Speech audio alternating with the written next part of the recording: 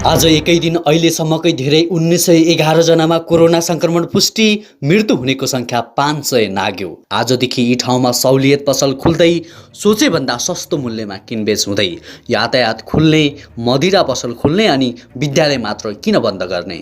कोरोनालाई challenge दिँदै सयौं विद्यालय खुले। सरकारी नियम मिचेर विद्यालय खोले कारबाही गर्ने प्रशासनको चेतावनी, सतर्कता नअपनाए चाडपर्वका बेला समेत लकडाउन गर्न बाध्य हुने सरकारको निर्णय। प्रधानमन्त्री कृषि आधुनिकीकरण परियोजनाको बजेट 2 करोड। इजरायली श्रम बजार नेपालीका लागि खुला। कुन कुन कामको लागि जान पाउने त? काठमाडौँका 123 पसलको अनुगमन। 13,000 किलो प्याज बरामद। 10 लाखको अखाद्य वस्तु नष्ट। बलात्कारीलाई सजाय बहस। नपुंसकता बनाउने कि मृत्युदण्ड दिने? कुन सजाय तोकियो?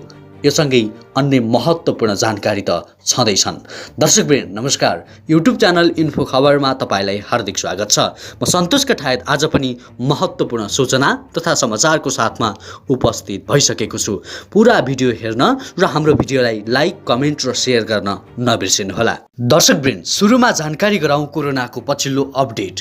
नेपालमा पछिल्लो 24 घण्टामा 1911 जना कोरोना भाइरसको नयाँ संक्रमित थपिएका छन्। यो सँगै नेपालमा कोरोना संक्रमणबाट मुक्त भएकाहरूको संख्या 57,389 पुगेको छ। पछिल्लो 24 घण्टामा 11 जना कोरोना संक्रमितको मृत्यु भएको छ। यो सँगै नेपालमा कोरोना भाइरस संक्रमणबाट मृत्यु हुनेको संख्या 509 पुगेको स्वास्थ्य तथा जनसङ्ख्या मन्त्रालयले जनाएको छ।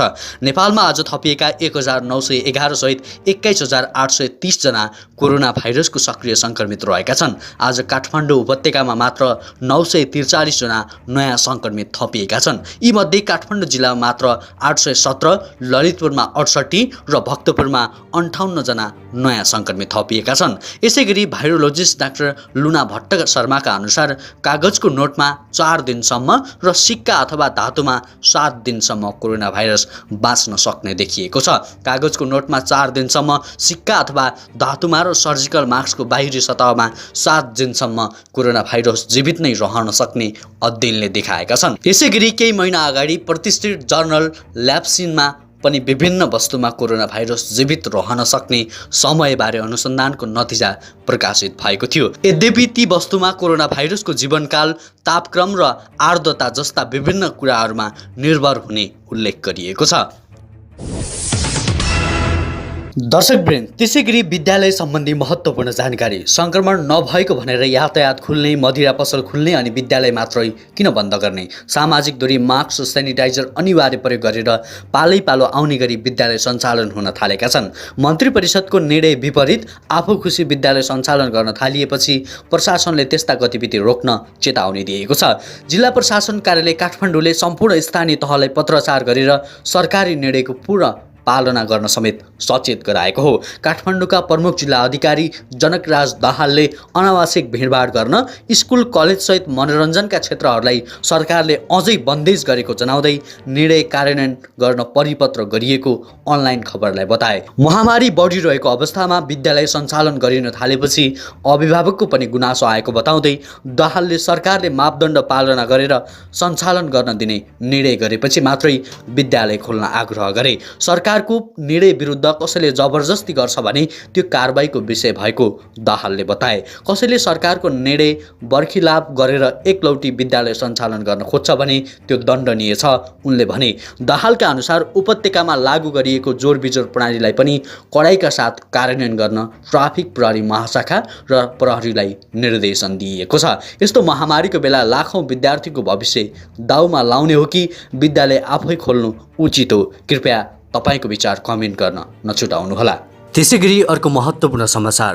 प्रतिनिधि सभा महिला तथा सामाजिक विकास समितिको बुधबार बसेको बैठकमा सहभागी महिला सांसदले बलात्कार जस्तो जघन्य अपराधका घटनामा अरू सजाय कम हुने भएकाले मृत्युदण्ड नै आवश्यक भएकोमा जोड दिएका छन्। नेपाल कानुन आयोगका अध्यक्ष माधव पौडेलले नेपाल मृत्युदण्ड विरुद्धको नागरिक तथा राजनीतिक अधिकार सम्बन्धी अन्तर्राष्ट्रिय प्रतिज्ञापत्रमा हस्ताक्षर गर्ने एसियामा नै पहिलो देश भएको बताउँदै बलात्कार पछिको हत्याका घटनामा अहिले भएको अधिकतम सजाय अझै बढाउन सकिने विचार राखे।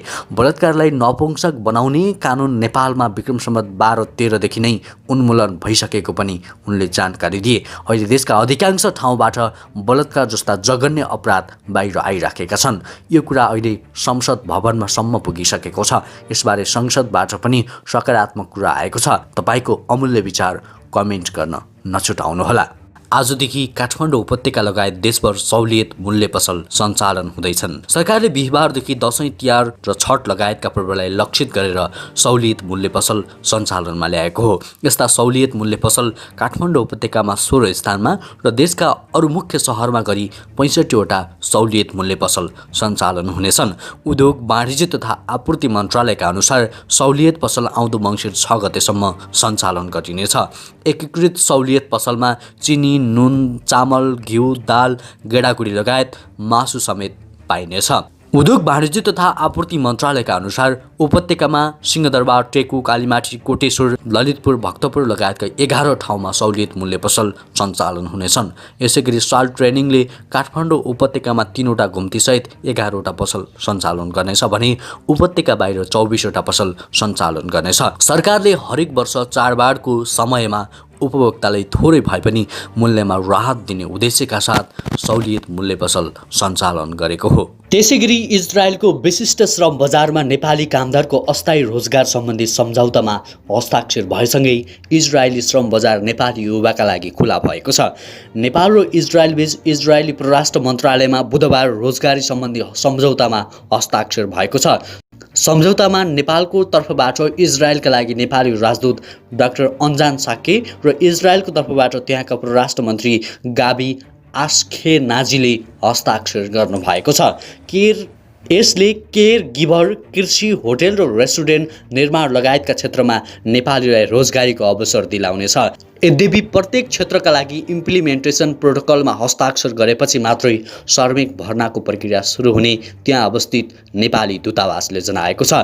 यसअघि विभिन्न चरणमा छलफल भई सहमति समेत भइसकेकाले इजरायलको नर्सिङ क्षेत्रमा नेपालबाट केयर गिभर ल्याउने सम्बन्धी इम्प्लिमेन्टेसन प्रोटोकलमा छिट्टै सम्झौता हुने दूतावासको भनाइ छ। त्यसका लागि नेपालका लागि इजरायली राजदूत सम्बन्धित नेपाली अधिकारी बीच सो प्रोटोकलमा काठमाडौँमा हस्ताक्षर हुनेछ र तत्पश्चात केही महिनाभित्रै पहिलो चरणमा 500 नेपाली रोजगारीका लागि इजरायल जानेछन्। त्यसैगरी इजरायली अन्तर्राष्ट्रिय विकास साझेदार संस्थाको प्रतिनिधित्वमा नेपाल इजरायली कृषि विकास भित्राउन एग्रिकल्चर सेन्टर अफ एक्सिलेन्स स्थापना गर्ने सम्बन्धी समझदारी पत्रमा पनि हस्ताक्षर भएको छ। समझदारी पत्रमा हस्ताक्षर भएसँगै नेपालमा कृषि पूर्वाधार निर्माणले तीव्रता पाउनेछ भने पूर्वाधार निर्माणका सिलसिलामा कृषि क्षेत्रमा उल्लेख्य रोजगारीका अवसर सिर्जना भई नेपाली युवाको विदेशी क्रममा समेत कमी आउने विश्वास गरिएको छ। यसले कृषि प्रधान मुलुक नेपालको कृषि क्षेत्रको विकासमा ठोस योगदान दिने अपेक्षा गरिएको छ। काठमाडौँ महानगरपालिकाले गएको 22 दिनमा तरकारी, फलफुल र खाद्य गरी 123 वटा पसलमा अनुगमन गरेको छ।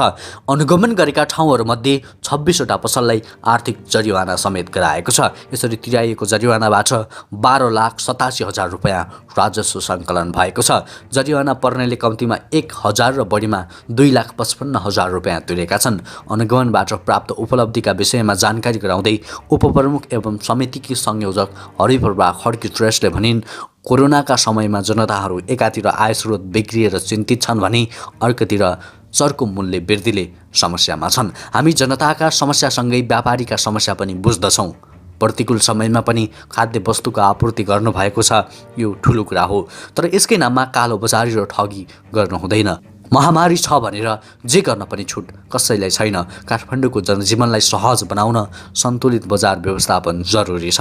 भेटघाटका क्रममा महानगरका सहसचिव रामेश्वर ग्याउलीले भने, संविधान र स्थानीय सरकार सञ्चालन ऐनले दिएको अधिकार प्रयोग गरेर काठमाडौँको तरकारी, फलफुल र माछा मासुको बजार व्यवस्थापन गर्न महानगर सक्षम छ। यसका लागि वाणिज्य, आपूर्ति तथा उपभोक्ता हित संरक्षण विभाग र खाद्य तथा गुण नियन्त्रण विभागको सहयोगको आवश्यक छ। बजारमा खाद्य वस्तु तथा प्याज लगायत तरकारीमा अत्याधिक मूल्य बढेको गुनासो आउन थालेपछि नियमित अनुगमन भइरहेको छ।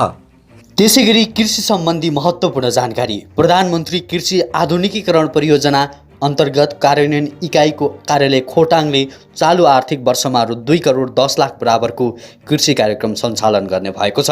कम्तीमा 200 रोपनी जग्गामा एकै किसिमका बाली लगाउने गरी चक्लाबन्दी खेती प्रोत्साहन गर्न कार्यक्रम ल्याइएको इकाइले जनाएको छ। नीति तथा कार्यक्रम कार्यान्वयन गर्न सरकारवालाहरूको समन्वय बैठकमा इकाइका वरिष्ठ कृषि अधिकृत डाक्टर मणिरत्न अर्यालले चालु आर्थिक वर्षलाई चक्लाबन्दी खेतीमा प्राथमिकता राखेर मकै खेती कार्यक्रम प्रवर्धन गर्ने बताउनुभयो। दिक्तेल रूपाकोट मजुवागढी नगरपालिकाको सभाहलमा हिजो आयोजित कार्यक्रममा वरिष्ठ कृषि अधिकृत डाक्टर अर्यालले चक्लाबन्दीमा पकेट ब्लक जोन सञ्चालनका लागि सहकारी र निजी क्षेत्रबाट माग सङ्कलन सम्भाव्यता अध्ययन र कार्यान्वयनका लागि रु 50 लाख बजेट विनियोजन गरिएको जानकारी दिनुभयो। त्यस्तै चालु आर्थिक वर्ष स्थानीय तहको लागत सहभागितामा मकैको बिउ स्रोत केन्द्र स्थापनाका लागि रु 30 लाख, भण्डार प्राथमिक पर्शोधन वा पर्शोधन उद्योग स्थापनाका लागि रु 20 लाख, बसन्ते मकैको क्षेत्रफल विस्तारका लागि रु 10 लाख, हिउँदे मकै र क्षेत्र विस्तारका लागि रु 5 लाख, स्वदेशी हाइब्रिड मकै प्रवर्धनका लागि रु 1,25,000 बजेट विनियोजन गरिएको जानकारी गराइएको छ। मकै जोन कृषि यान्त्रिकीकरण सहयोगका लागि रु 25 लाख, प्राविधिक शिक्षालयको साझेदारीमा व्यावसायिक उत्पादन कार्यक्रम सञ्चालन अनुदानका लागि रु 10 लाख र गत वर्ष विस्तार भएको क्षेत्र र नयाँ विस्तार हुने क्षेत्रमा सिँचाइ पूर्वाधार निर्माण गर्न रु 60 लाख बजेट खर्च गरिने डाक्टर अर्यालले जानकारी दिनुभयो।